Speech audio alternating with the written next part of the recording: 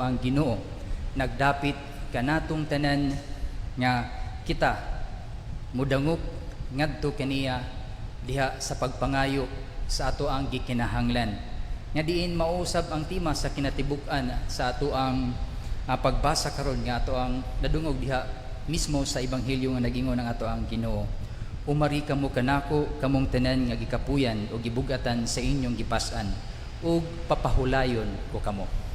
So tukma kaayo kini karon nga tema kay wala man siguro ni isa nato dinhi karon nga aniya ug nagsunod ni ang tulumanon nga wala na balaka, wala na bugatan diha sa maong pandemya nga ato ang nasinati kini maong COVID-19.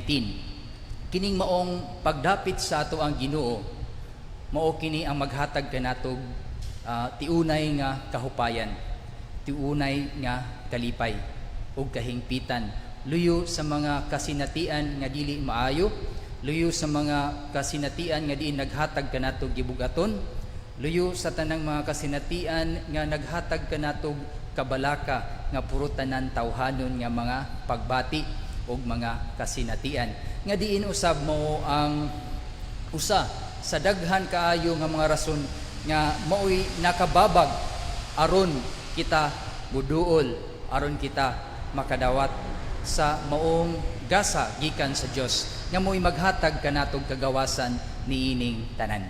Ngano kaha nga ato ang Ginoo nag-awhag man kanato nga mudangop, ngano kaha nga nagdapit siya sa matag usa kanato.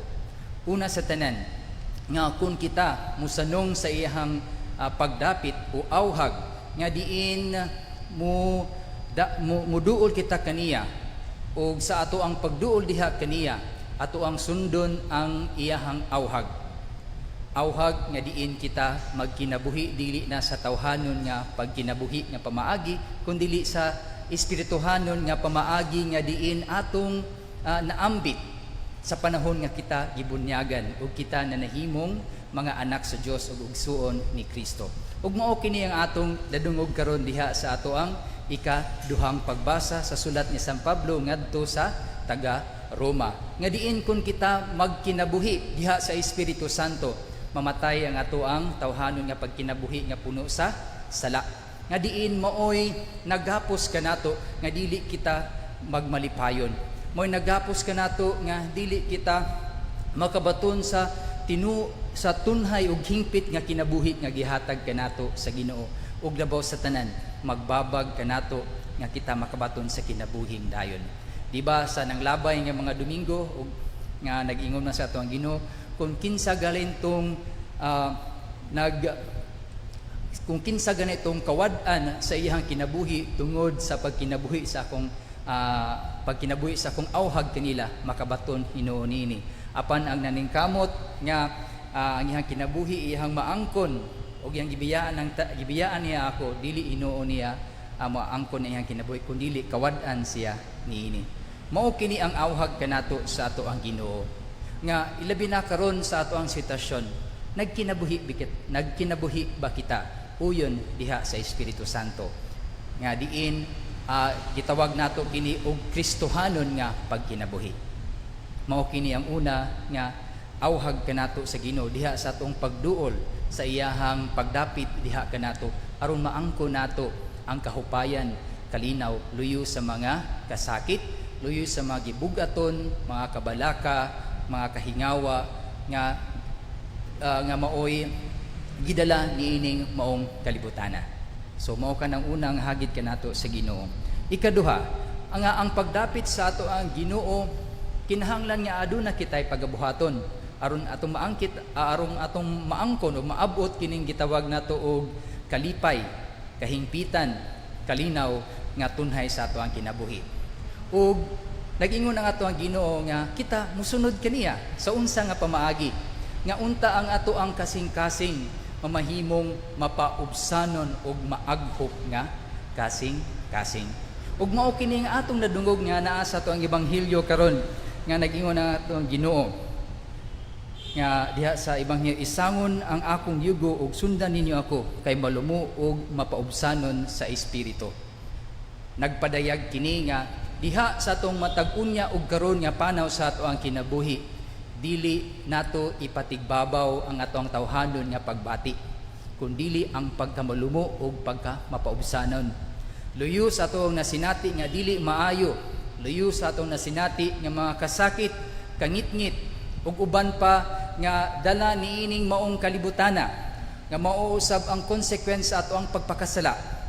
Unta magpabilin kitang maaghop og mapaubsanon nga kasing-kasing, dili kay mubalos, dili kay mangluod, dili kay magbuhat og dili maayo nga ato ang tagaan og maong oportunidad ang ato ang tawhanon nga pagbati nga dili tukma sa kubuton sa Dios. Ug mao kini kasagaran ang naana nga ato ang kasagaran nga ato ang response diha sa mga kasinatian sa ato ang kinabuhi. Dili ba? Kung atong tan-awon karon, bisan diha mismo sa ato ang pagtuo isip mga Katoliko, kung atakon nanggali ang ato ang pagtuo, unsay ato ang immediate reaction? Usahay masuko kita, di ba? Usahay gusto ta nga mo take revenge. Gusto ta nga atong i-depend, which is right. Pero unsay hangyo sa ato ang Ginoo aron dili kita mamahimong magapos diha sa maong walay kalinaw ug walay kahupayan diha sa ato ang kinabuhi. Nga naa kanunay ang pagpatigbabaw sa pagkamaaghop ug pagkamapaubsanon nga kasing-kasing. Kay pinaagi ni ana kita makabaton sa hingpit nga kalinaw, kahupayan sa mga problema ug mga kasakit ug gibug-aton nga ato ang nasinati sa ato ang kinabuhi. Ug mao kini ang nasinati ni Kristo. Dili ba gibugal-bugalan siya, gidaot siya, ug uban pa nga pagtumo-tumo ngadto kaniya nga pagdaot apan unsay yang gisukli, pagkamaaghop, pagkamapaubsanon nga diin mooy tinubdan sa kaluwasan, mooy tinubdan sa kabag-uhan sa kinabuhi sa tao, mooy tinubdan nga dili na mamahimong ulipon diha sa kaulipnon sa pagkamakasasala, kundili bag-o ug tunhay nga kinabuhi. Ug mao kini ang gusto sa ato ang Ginoo karon diha sa ihang pag-ingon nga umari kamo kanako kamong tanan nga gikapuyan o gibukatan sa inyong gipas-an ug papahulayon ko kamo. Ug ang katapusan diha sa maong imbitasyon sa ato ang Ginoo, giawhag usab kita nga ato ang isangon ang maong yugo. Nakabalo ba ni unsa ning yugo? Kung dinhi sa ato kung naibalsahan, di ba kanang isangit diha sa baka o di ba sa uban kabayo nga magdala og mga gamit. Mao kana siya ang yugo nga diin ang mga butang nga pagaguyuron mamahimong gaan kay duha o tulo man ka kabayo o di ba ka baka o di ba ka kining pagdadaro nga mga buffalo nga gamiton diha sa maong pagsakaw uban pa diha aron pagtransport og mga butang mamahimong gaan. Unsa man kini nga hulagway nga diha sa ato ang pagpas-an sa ato ang mga krus nga mao ang ato ang misyon nga diin unta kita makasunod sa maong pagpas-an sa krus ni Kristo, nga nagapasalig ang ato ang Ginoo kung kita magmatinud-anon diha sa maong pagsunod luyo sa mga gibug-aton nga atong nasinati sa sunod sa kabuton sa Dios, nga dili kita biyaan sa Ginoo kundili ang Ginoo mupas-an kauban kanato sa mga gibug-aton ug mga kasakit nga ato ang gipas-an sa ato ang kinabuhi ug mamahimong gaan ang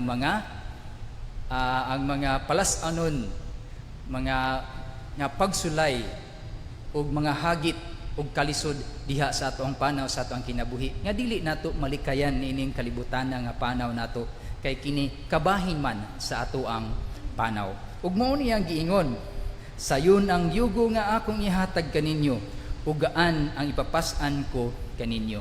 Mamahimong gaan tungod kay si Kristo mutabang og pas-an sa maong krus nga ato ang nasinati.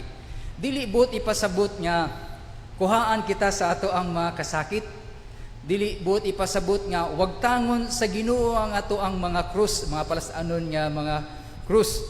Dili buot ipasabot nga mamahimo kitang gawasno na o dili na maka-experience og mga pagsulay nga mga kangit-ngit diha sa ato ang pagsunod sa kabuton sa Dios.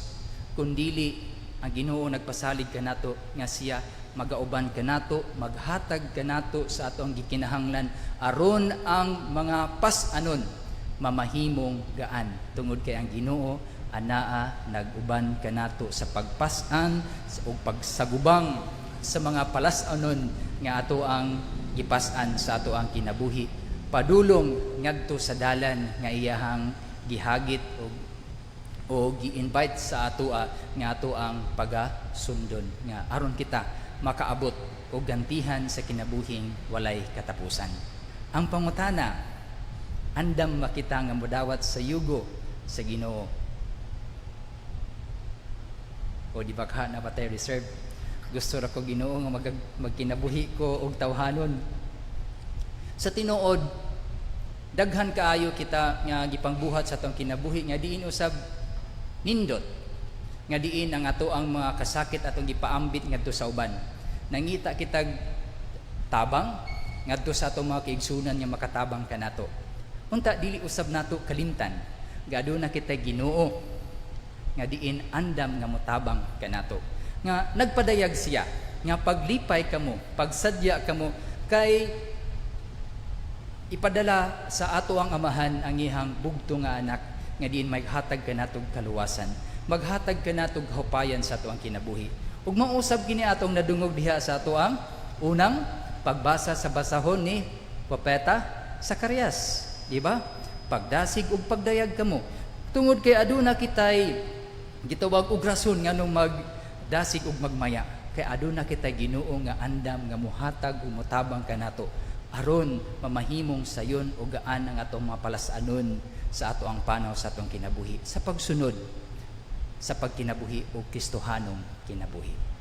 So mao kini ang awhag kanato mga kaigsuonan ko diha ni Kristo.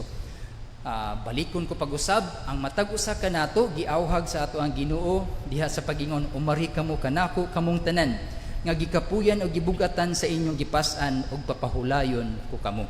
Kay unsa man ang atong madawat diha sa pagdawat o pagsunod sa maong dapit sa ato ang Ginoo. Una sa tanan, kinabuhing walay katapusan. Ikaduha, nga atong maangkon ang tinuod nga kalipay, kalinaw o katagbawan sa kinabuhi diha sa pagka maaghop o pagka mapaubsanon nga kasing-kasing.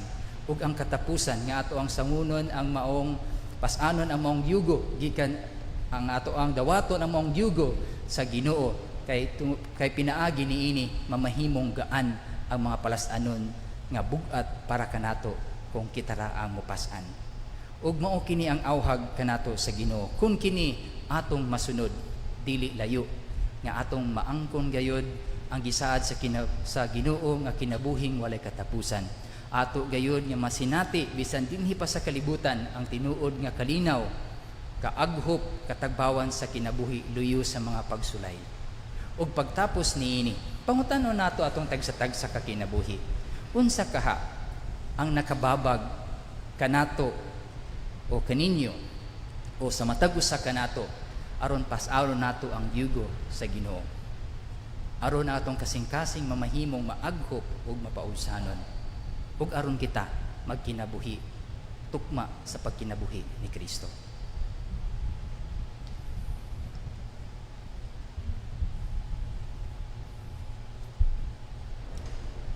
Manindog kita ang tanan o katong baguhon ang atong pagtuo. Kitang tanan moingon